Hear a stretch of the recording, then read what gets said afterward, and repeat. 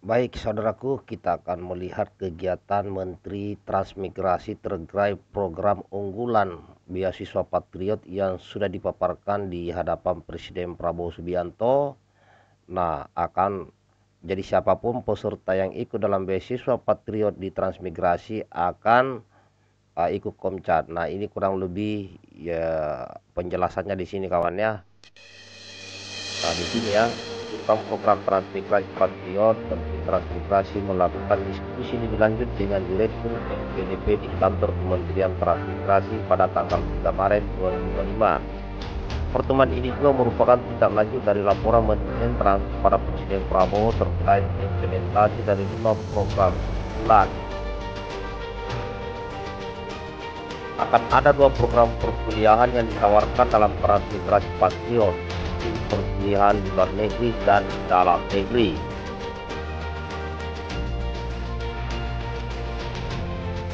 Para transmigran Patriot yang mendaftar nantinya akan ikut dalam pelatihan konsep atau komponen cadangan terlebih dahulu selama 2 sampai 3 bulan. Di hari yang sama, Menteri Transmigrasi juga berkunjung ke Kementerian Pendidikan Tinggi, Sains dan Teknologi untuk membahas perkembangan program transmigrasi Patriot. Program ini dirancang sebagai dapur SDM unggul, mengajak pelajar dan akademisi mengabdi di kawasan transmigrasi demi pembangunan ekonomi dan sosial. Menteri Dikti Saintek menyambut baik program ini dan siap berkoordinasi dengan perguruan tinggi agar segera terrealisasi. Jika regulasi rampung, asesmen awal dapat mulai dalam 3 hingga 4 bulan ke depan. Program transmigrasi Patriot langkah nyata menciptakan pusat ekonomi baru dan membuka peluang bagi generasi Indonesia. Nah, demikian kawan, informasi segeras dari transmigrasi adalah transmigran adalah patriot bangsa. Nah, jadi apa yang disampaikan oleh Menteri Transmigrasi itu memiliki 5 konsep unggulan dan pernah dipaparkan di depan Presiden. Kemudian Presiden sangat mengakui sebentar kawan.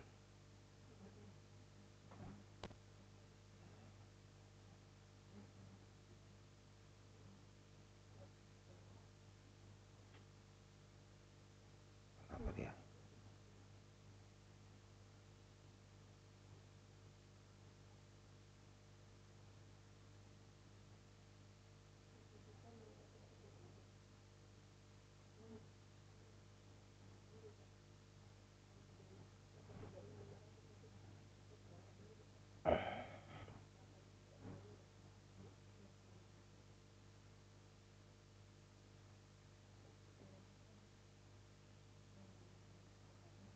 Nah, baik, saya ulangi lagi kawan ya, yang tadi bahwa sejak Menteri Transmigrasi paparan di depan Presiden Pak Prabowo, jadi di situ minta anggaran minimal, ada anggaran maksimal.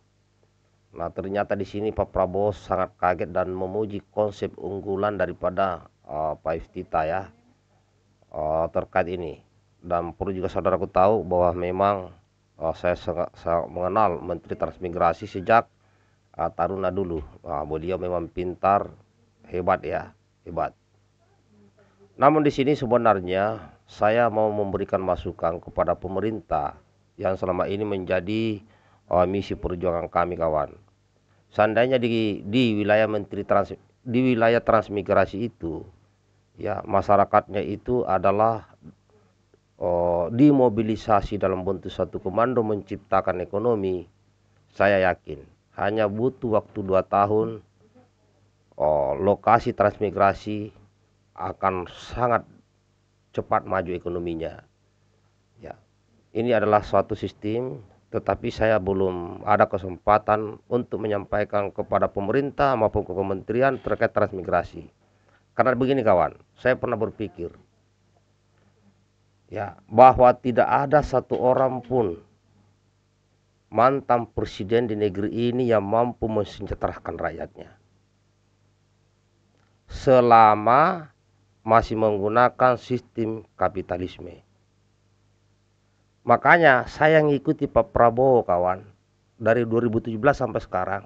Sebenarnya dalam hati kecil saya tidak yakin Pak Prabowo akan mensejahterakan seluruh rakyat Indonesia. Ya. Selama rakyat tidak dilibatkan sebagai investor dalam membangun bangsa ini. Saya tahu saya adalah loyalis Pak Prabowo. Paling dekat dengan Pak Prabowo. Saya adalah orang yang terdepan membela Pak Prabowo jika ada yang memfitnah dan menghina. Tapi dalam hal mensejahterakan rakyat Indonesia, saya bisa katakan Pak Prabowo tidak akan mampu mensejahterakan seluruh rakyat Indonesia tanpa melibatkan rakyat sebagai investor. Harus diingat itu kawan. Tetapi Pak Prabowo sudah membuka jalan. Mau menjalankan amanah pasal 33. Mau hilirisasi. Itu adalah jalan. Tetapi itu juga tidak menjamin seluruh rakyat Indonesia bisa sejahtera dan makmur. Selama kita masih menggantungkan diri kepada investasi-investasi. Hanya satu orang dan satu kelompok orang. Maka mayoritas rakyat Indonesia tidak akan mencapai yang namanya keadilan. Tapi kita harus sudah bangga apa yang ditempuh oleh Pak Prabowo saat ini, yaitu membabar semua koruptor, memberikan makan bergizi gratis kepada sekolah, anak-anak sekolah, ya, tua jompo dan sebagainya. Dan saya yakin Presiden Pak Prabowo akan lebih baik daripada presiden-presiden sebelumnya jika program-programnya bisa dilaksanakan. Ya. Ke depan musuh terbesar Pak Prabowo selain koruptor dalam negeri adalah di saat hilirisasi. Ya. Saya kasih contoh kawan. Hilirisasi jika ini dijalankan oleh pemerintah, saya yakin tidak ada orang miskin di negeri ini. Saya kasih contoh dari 50% emas di negeri ini, 5% yang ada di Freeport sana. Kalau kita tidak salah itu nilai sahamnya 117 triliun. Nilai sahamnya. Nah, supaya tidak terjadi perang dengan 20 negara asing yang makan di situ yang dipimpin Amerika, maka kita beli sahamnya 150 triliun. Oke? Caranya bagaimana? Libatkan rakyat sebagai investor. Di sini saya katakan bahwa Presiden Republik Indonesia sebagai eksekutif harus duduk bersama dengan legislatif perwakilan rakyat DPR RI, melahirkan sebuah undang-undang baru, menciptakan undang-undang baru, yaitu melibatkan rakyat sebagai investor dalam membangun bangsa ini.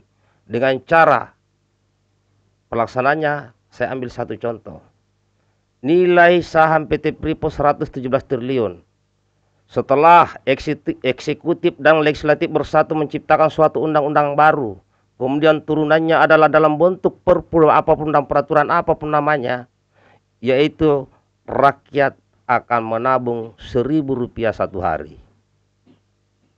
Yang tidak mampu disubsidi, saya yakin Rp1.000 itu sangat-sangat bisa dilakukan, sangat saya yakin itu. Walaupun tidak semua rakyat Indonesia bisa mendapat Rp1.000 satu hari, disitulah negara hadir subsidi.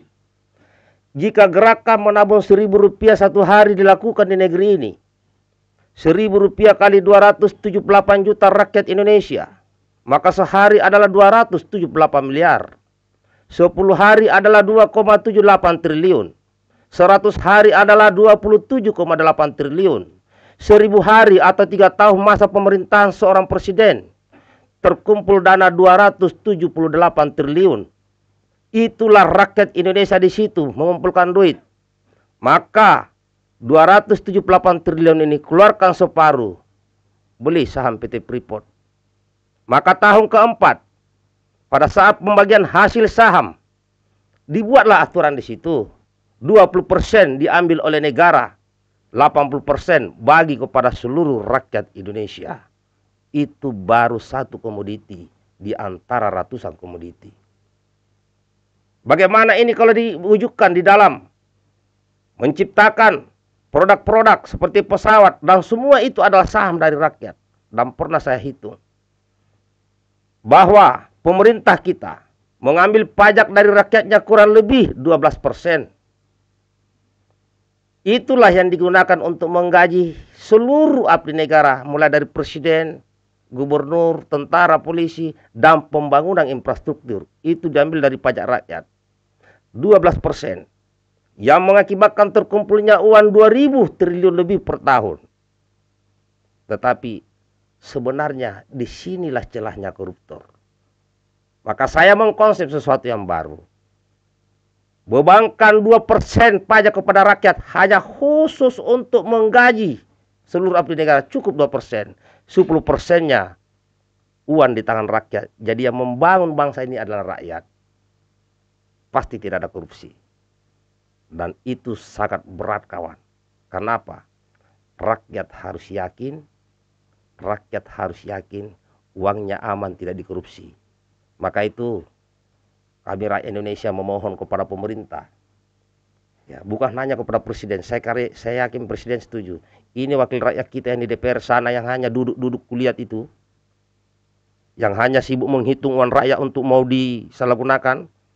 Inilah yang menolak undang-undang perampasan aset di negeri ini. Inilah perwakilan rakyat di sana, itu bukan presiden. Kenapa undang-undang perampasan aset sudah mulai dimunculkan di mana Presiden Jokowi? Ditolak oleh DPR RI. Sekarang Pak Prabowo ingin ditolak DPR RI. Maka itu kalau mau demo itu DPR RI sana itu.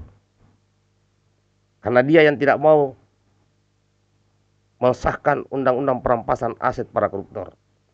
Kalau itu bisa dilakukan, maka rakyat tidak akan ragu menjadi investor di negeri ini, kawan. Dan satu lagi, perwilayah. Saya kasih contoh Aceh. Kalau warga Aceh dilibatkan sebagai investor dalam mengelola minyak di wilayah setempat, saya yakin tidak ada lagi rakyat Aceh yang menderita. Apalagi Papua, kawan. Nah itu, ya, walaupun saya belum yakin bahwa pemerintahan Prabowo akan mensejahterakan seluruh Indonesia, tapi kita sedang menuju arah ke sana. Dan Pak Prabowo, dan ini mulai dibuka oleh Pak Jokowi, dibesar semakin diperkuat oleh Pak Prabowo. Mudah-mudahan pemimpin ke depan ini bisa, ya, lebih meningkatkan apa yang dikerjakan oleh Pak Prabowo. Demikian, kawan, tetap semangat, baikkan videonya. Terima kasih. Assalamualaikum warahmatullahi wabarakatuh.